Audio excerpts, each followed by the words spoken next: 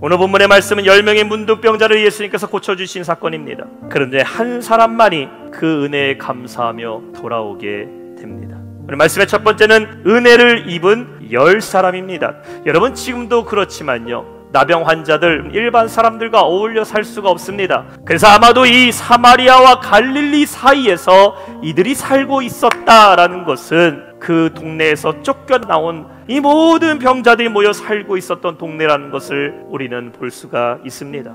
아무도 찾아가지 않는 피하고 싶은 동네, 예수님이 찾아가시게 됩니다. 주님이 마을에 들어가셨다고 해서 자연적으로 그들의 병이 다 고쳐진 겁니까? 그들은 간절히 그 예수님을 찾았다라는 것이에요. 사랑하는 성도 여러분, 주님의 능력을 의지하여 구하시기를 축원합니다. 10명이 부르짖어 기도했더니 10명 모두가 다 고침받았으니 한순간 그 역사는 보통의 은혜가 되어버려요. 오늘 말씀의 두 번째는 영광을 돌린 한 사람입니다. 정작 자신의 병을 고쳐주니까 돌아오지 않아요. 10명 중에 한 사람만 돌아왔어요. 여러분의 기도 소리는 이렇지 않습니까? 문제를 만나면 주 앞에 도와달라고 큰 소리로 부르짖어요. 근데 이제 그 문제가 해결됐어요. 이럴 때도 여러분, 여전히 여러분의 기도 소리는 크게 외치고 있습니까?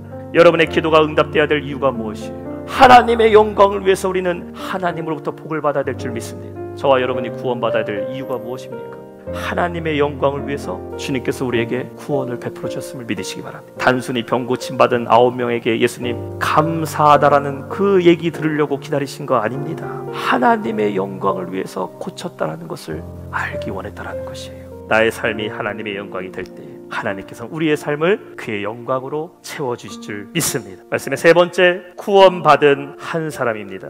어쩌면 나병을 앓고 있을 때는 이것만 걱정하고 살았는데 이제 병 고침 받았으니 그들은 먹고 살 걱정해야 됩니다. 건강은 해줬는데 그들의 삶은 여전히 궁핍 가운데 있어요. 더 이상 은혜가 없습니다. 그러나 돌아오는 이 한 사람은 무엇을 얻게 됐습니까? 하나님의 자녀가 되는 구원을 얻게 되었음을 믿으시기 바랍니다. 구원을 받으면 이 땅에서뿐만 아니라 우리는 저 천국에서도 영원히 살 수 있는 최고의 구원, 돌아온 자에게 주시는 최고의 은혜 아니겠습니까?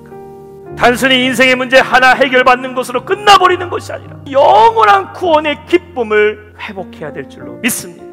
구원의 기쁨으로 날마다 감사하며 살아가는 우리 모든 영락의 성도 되시기를 주님의 이름으로 축원합니다.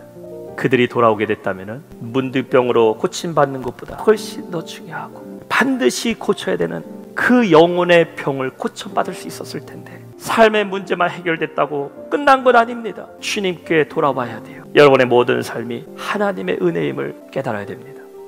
모든 것이 하나님의 은혜임을 고백하며 나아갈 때에 주님께서 우리의 삶의 영원한 기쁨으로 채워주실 줄 믿습니다. 그 영광 아래 살아가는 우리 모두 영락의 성도 되시길 주님의 이름으로 축원합니다.